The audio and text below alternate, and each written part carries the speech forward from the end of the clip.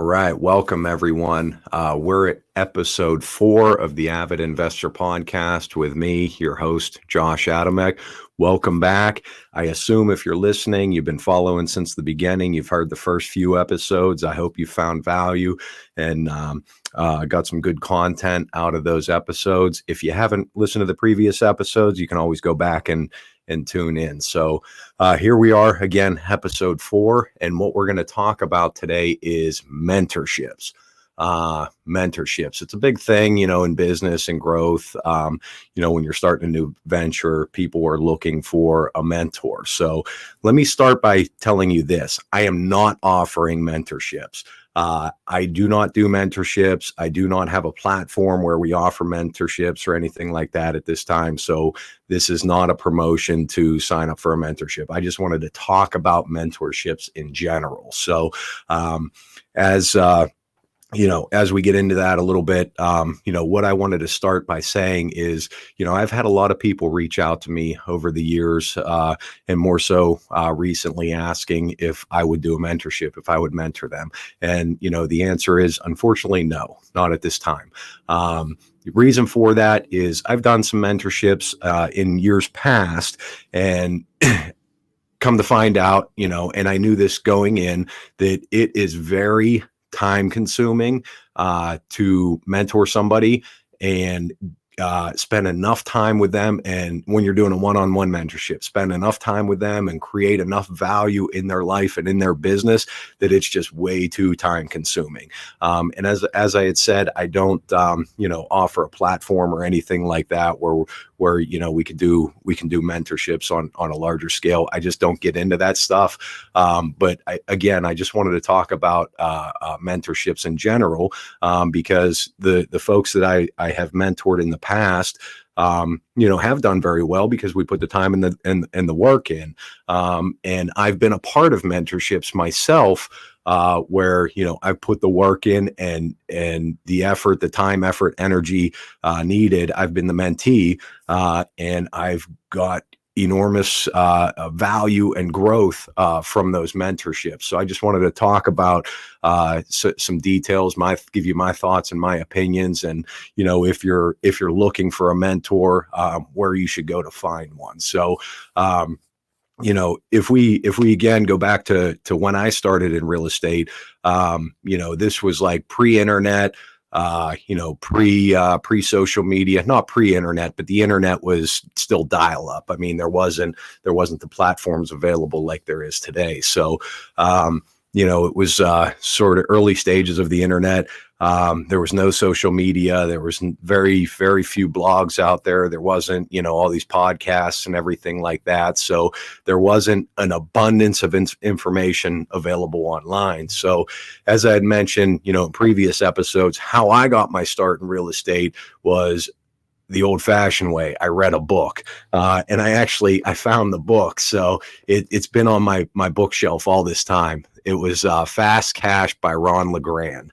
In this book, when I read it, I think it was probably, 10 years old at the time. So we're going back, this book's probably 25, 30 years old at this point. Ron LeGrand, he's been to town. He's been in Pittsburgh. I've heard him speak a number of times. I believe he's still on the speaking circuit.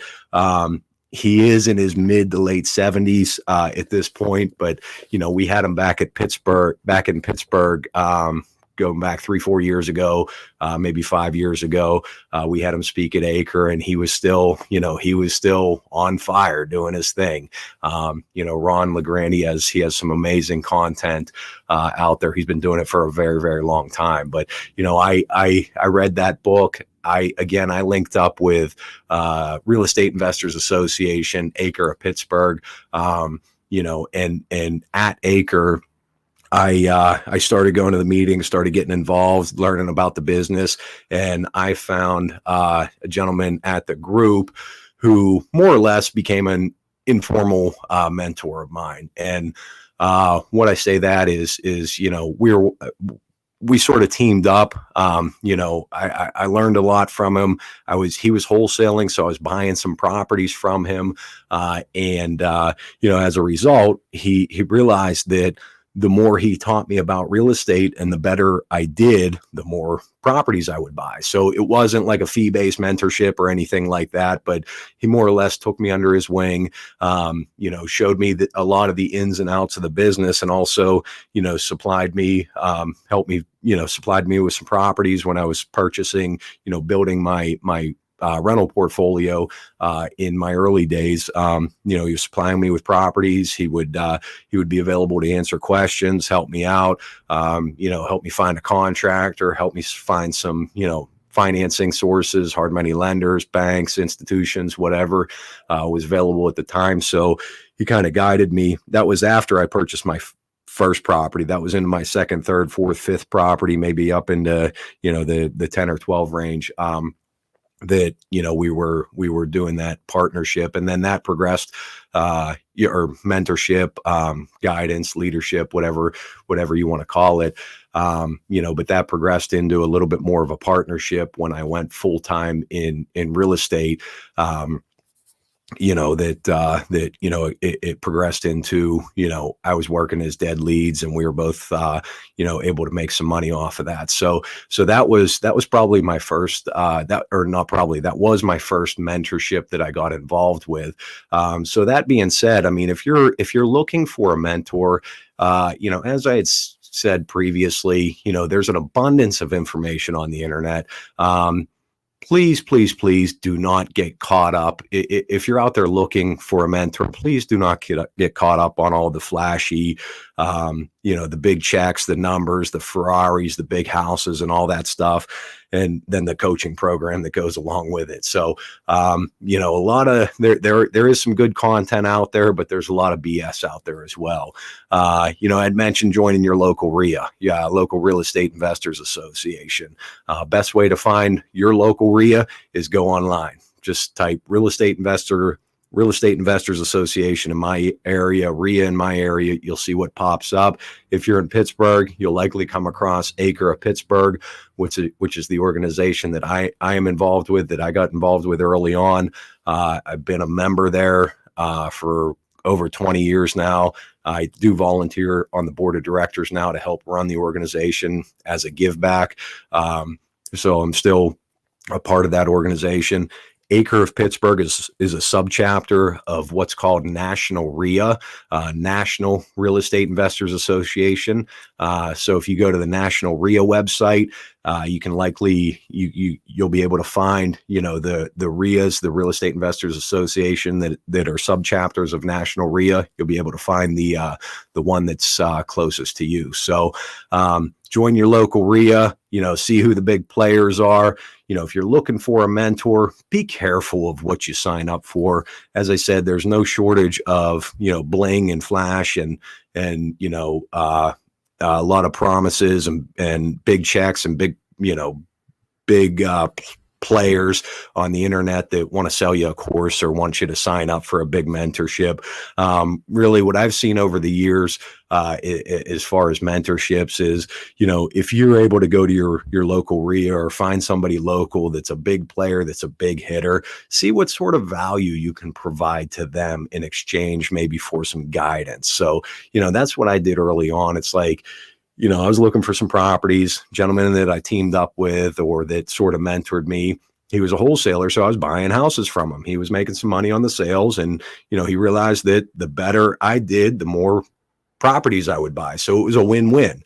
It wasn't a fee-based mentorship, but we both got, value out of the mentorship. So, if you're looking to wholesale, if you're looking to rehab, if you're looking to buy long-term, if you're looking to wholesale properties, find a wholesaler that's a big player in your area and see if you can drum up leads for them. Do the driving for dollars, do the mailers, put up some signs if you're permitted. See how you can provide value to that mentor or to that wholesaler in exchange for some coaching or some guidance. If you're looking to flip houses, how can you provide value to one of the big flippers in your area? If your goal is the long-term plays, how can you provide value to one of the big property owners in your area? Sometimes like the barter system, is the best way to get a mentorship. What can you provide to them in exchange for what you need to learn and grow your business? If you do decide to sign up for some sort of formal mentorship, do a lot of research on that before you commit and sign up. As I said, there's an abundance of information on the internet. If you hone in on somebody that you think is like, this is what I want to do, this is what I want to sign up for, read the reviews. Talk to people that have gone through the program. Talk to people that, try to reach out and find some people that have gone through that program, both good and bad, and see, do some research, do your due diligence, and make sure it's a good fit for you before you sign up for any sort of high level or advanced type training. You just want to make sure that the person that you decide, or the mentor that you decide to do business with, one, is able to dedicate the time that you're looking for, or two, has the platform and the resources that you need to get the jump start or make the moves in your business. And then keep in mind too that a mentorship is not a magic wand. It requires effort, time, effort, and energy on your end as the mentee. You can link up with a mentor that has a proven track record, that has taken dozens or hundreds or even thousands of people to unthinkable levels in their business. But if you're not going to put in the work, you're not going to get those same results. So you got to make sure that if you sign up for something, that one, you stay committed. You gotta stay focused. You got to take action, and you got to continue to put the time, the work, the effort, the energy into that mentorship, because like anything else, what you get out is a result of what you put in. So there are no magic wands in this business. There's no, I signed up for this coaching program, or I signed up for this mentorship, and all of a sudden, I have a $10 million real estate portfolio, and I'm making, hundreds of thousands or millions of dollars a year or whatever. It doesn't happen by itself. It all depends on, the amount of work that you're willing to put in. So, as I said, many times, and as a lot of people already know about me, is I'm always learning. I'm always looking to grow. I'm always looking to progress in my business. I am always open to seeing what's out there, how I can improve, how I can do better. And a lot of that has to do with my involvement still in Acre of Pittsburgh, and some other groups and some other clubs that I belong to. It's networking. It's like you talk to guys that are doing things on a high level. It's like you kind of look at their strategy and compare it to your strategy, and it's like does it make sense to shift focus a little bit, or how can I improve on what we're already doing? And when it goes back to my business model. When I started in the business 20 years ago, almost 20 years ago, I was buying a couple of single family homes. Built up a small portfolio. Then I went full time in the business in 2010, and I started the buy sell model. So I was wholesaling. That transitioned into doing some flips, doing some remodels, some retail sales. buy a crappy house, fix it up, and then, sell it retail. Transitioned into that. Then I got the opportunity to buy some lots, ended up getting involved with some new construction, some infill new construction that progressed into some land deals, land assemblage deals, where we would, I'd buy some lots, I'd do a land assemblage, consolidation, and subdivision. Now, next thing you know, we're building, 10, 12, 15 homes at a time, in and around the city of Pittsburgh. And then, I was that business was growing, that business was doing well. And as I had mentioned, there's ups and downs in the buy sell business. And, in 2017, which is when my children were born, when we were blessed with twins, I realized that, I got to eliminate these ups and downs. So at the time in 2017, we had, who is now a good friend of mine and is a mentor of mine. We had a gentleman, his name is John Burley, come back to Pittsburgh, and I started doing some research. And keep in mind, we're doing big business here in the buy sell in the new construction business. Mr. Burley comes back to town. I start doing some research. I start talking to some people, and I'm like, you know what? I've heard him back in 2004, I've heard him back in 2010, 2012. I heard him speak in 2014, and here he comes back in 2017. And I start talking with some people that were involved with Mr. Burley, and I see what they're doing, and I see the strategies that they're working, and I compare it to my strategy, and I'm like, man, this is something that I got to do. So Mr. Burley comes to town, and immediately, I was hooked. I'm like, I got to do this. So at the time I signed up for, keep in mind, I'm 15 years in the business at this time, and I sign up for a mentorship program. It's, I go out to Arizona.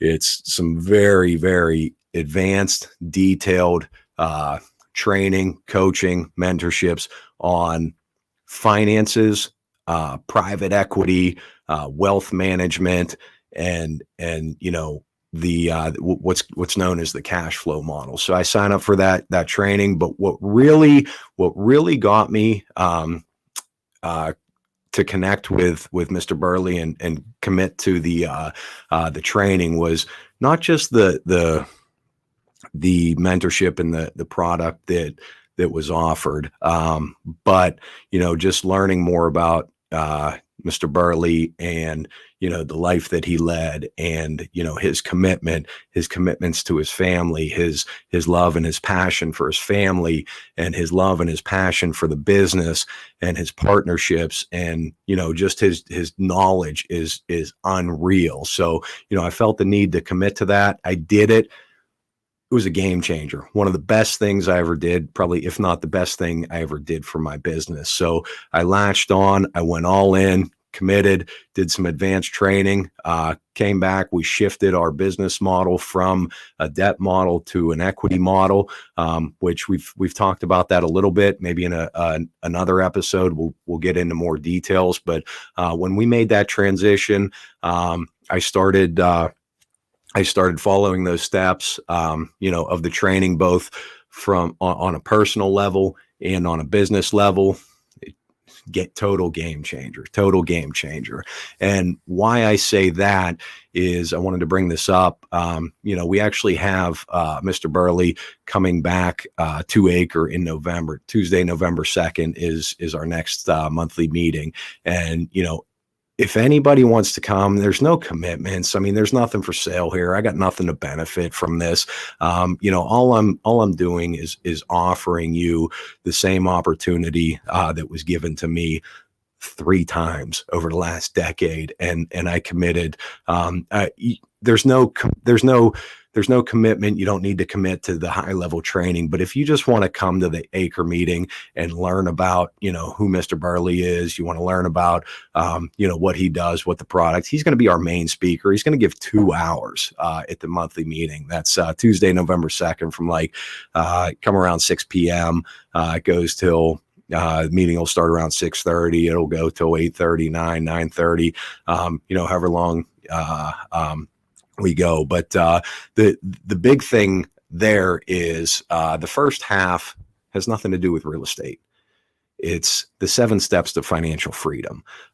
So if you're listening to this podcast and you have no interest in real estate, but you want to learn the 7 steps to financial freedom, which is actually, in this book, Money Secrets of the Rich, the 7 steps to financial freedom, that in itself will change your life. It talks about the 7 steps of financial freedom is how to pay off all your personal debt in 3 to 7 years, including your home. Now think about that. Just take a look at your finances. Take a look at where you're at on a personal financial level. Now imagine if you had no debt, no car payments, no credit cards, no mortgage. That's the 7 steps to financial freedom. It's a model that works. It's applicable, but again, it requires some discipline. It requires some effort on your part. So if you want to learn about the 7 steps to financial freedom, come check it out. If you want to learn about the private equity and the cash flow model, that's going to be the second half of the meeting. If you want to and again, we're a volunteer run organization at Acre of Pittsburgh. If you want to come to the monthly meeting, come on as a guest. There's no obligation. If you decide you want to join the organization, it's a minimal cost. I think it's around $140, $150 to join for the entire year, which basically covers the cost of the hotel and the things that we have to do to run the organization. So again, I can't stress it enough. It's very important to me that those steps, the both the cash flow, the private equity model, and the 7 steps to financial freedom were a huge game changer for me on a personal level and on a business level. And I can't stress it enough that, if you like what I have to say, if you like listening to what I have to say, just please come as a guest. Come check it out. We've made arrangements since Mr. Burley is a friend of mine. We've made arrangements to get everyone a free copy of that book at the Tuesday meeting. So if you come, you check it out. Check out the organization. You're going to get a free copy of that book. So if nothing else, maybe you could take that home. You can work the plan in some capacity. But again, highly, highly recommended. I've seen a lot of speakers, a lot of public speakers, national speakers, platform type speakers over the years. With my involvement in Acre and some other organizations, and just seeing what's out there online, the quote unquote gurus that are out there. I've seen a lot of them. I've seen a lot of sales fest, pitch fest. Let's sell this product. Let's sell this coaching program. Then I've seen, see people sign up for a coaching program, and really it's, they have an issue. They're calling into, a call center where somebody's reading a script. And that's, it's when it comes to mentorships, if you decide to sign up for a mentorship, just make sure, do some research, make sure you're not getting involved with something like that. But again, regardless of what you do, if you do commit to a mentorship on any level, in any capacity, just please keep in mind that, like anything else, what you get out is a result of what you put in. If somebody's selling a mentorship or a coaching program or offering some sort of mentorship or coaching program, chances are pretty good that they've had some level of success with their students in that program. Some speakers are a much higher ratio, or some mentors have a much higher ratio than others. But most mentors, many mentors have had some level of success, unless they're just, a downright fraud. And there are some of those out there. But there's been some level of success from their program. But again, it's a result of what you put in as the mentee. So I just wanted to cover that, talk a little bit about mentorships, because that has been something that's been coming up that I've been asked about a lot over the last couple of years, the last couple of months, and I wanted to dive into those details, give you my thoughts on that, and I hope you get something to take away from this episode. So again, thank you for tuning in. That's it. We're episode 4 of the Avid Investor Podcast, and I thank you for your time.